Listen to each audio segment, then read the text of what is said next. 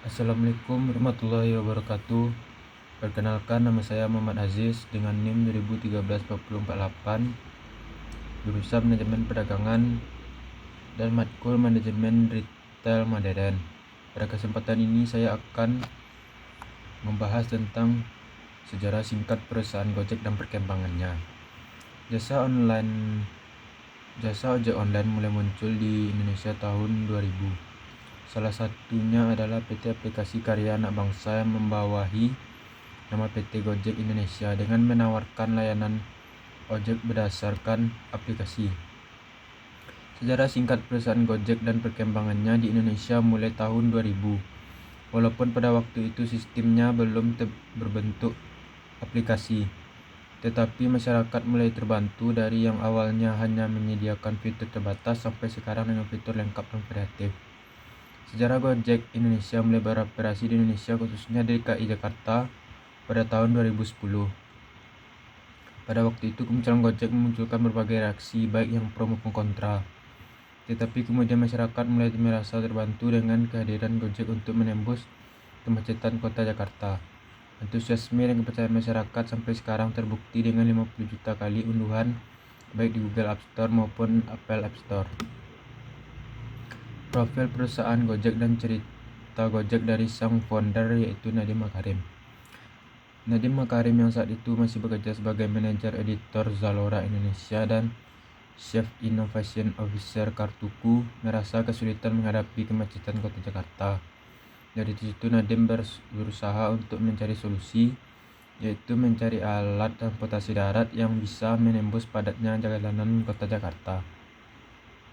Berdasarkan pengalaman pribadinya menggunakan ojek tradisional, akhirnya Nadiem mendapat titik terang, yaitu membuat ojek tradisional menjadi berbasis online.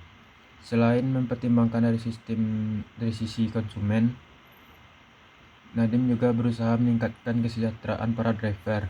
Jika driver ojek tradisional hanya menunggu penumpang, maka dengan bantuan teknologi mereka bisa mencari konsumen. Jadi dasar dibentuknya Gojek adalah untuk membantu driver dan konsumen atau penumpang. Bagi driver tentu untuk menambah pemasukan, dan bagi penumpang untuk sampai ke tujuan dengan mudah dan aman. Profil Gojek dan perkembangan Gojek Indonesia.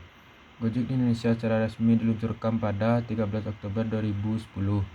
Karena sistemnya masih sederhana dan jumlah drivernya hanya 20, maka pemesanan pun masih dilakukan melalui call center, yaitu selama 24 jam.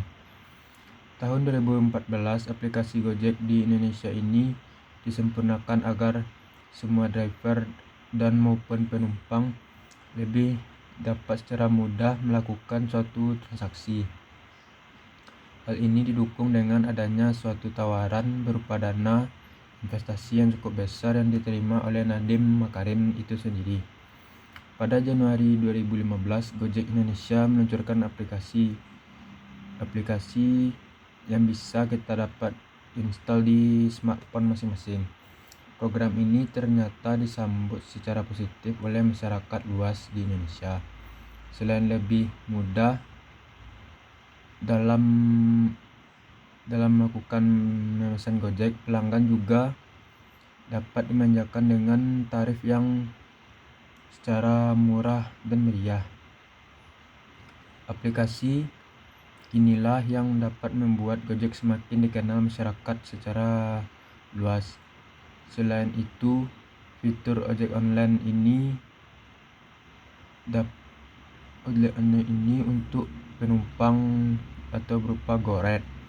Gojek mulai mengembangkan fitur transaksi online berupa GoCar, fitur pengantaran barang atau GoBox, fitur resto online atau GoFood, dan berbagai fitur pembayaran lainnya. Demikianlah yang dapat saya sampaikan mengenai sejarah singkat perusahaan Gojek dan perkembangannya berupa perusahaan retail dalam revolusi 4.0.